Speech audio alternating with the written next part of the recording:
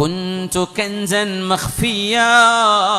അല്ലാഹു പറയുകയാണ് ഖുദ്സിയായ ഹദീസിൽ, ഞാൻ അറിയപ്പെടാതെ കിടന്നിരുന്ന ഒരു നിധിയായിരുന്നു, ഞാൻ ആരാലും അറിയപ്പെടാതെ കിടന്ന ഒരു നിധിയായിരുന്നു.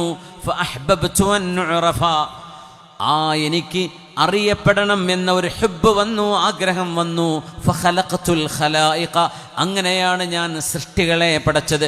മനുഷ്യരും ജീവജാലങ്ങളും പ്രപഞ്ചവും ആകാശലോകങ്ങളും താരസമൂഹങ്ങളും അള്ളാഹു പടച്ചത് അള്ളാഹുവിനെ അറിയപ്പെടാൻ അള്ളാഹു ആഗ്രഹിച്ചപ്പോഴാണ്. അറിയാൻ ആഗ്രഹിക്കുമ്പോൾ അറിയുന്നതാരാണ്? മനുഷ്യരാണ്. മനുഷ്യർക്ക് അള്ളാഹു ബ്രെയിന് കൊടുത്തു, തലച്ചോറ് കൊടുത്തു, ചിന്തിക്കാനുള്ള കഴിവ് കൊടുത്തു, കാര്യങ്ങൾ പ്രോസസ്സ് ചെയ്യാനുള്ള കഴിവ് കൊടുത്തു.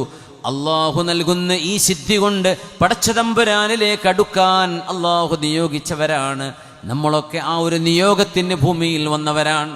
അള്ളാഹുവേ, അല്ലാഹുമ്മ ജഅൽനാ സാബിഖീന ഇലൈക മുഖറബീന ലദൈക, നിന്നിലേക്ക് ഓടിയടുക്കുന്നവരും നിന്നോടടുപ്പം കാണിക്കുന്നവരുമായി അള്ളാഹുവേ നീ ഞങ്ങളെ സ്വീകരിക്കണമേ. ആമീൻ യാ റബ്ബൽ ആലമീൻ.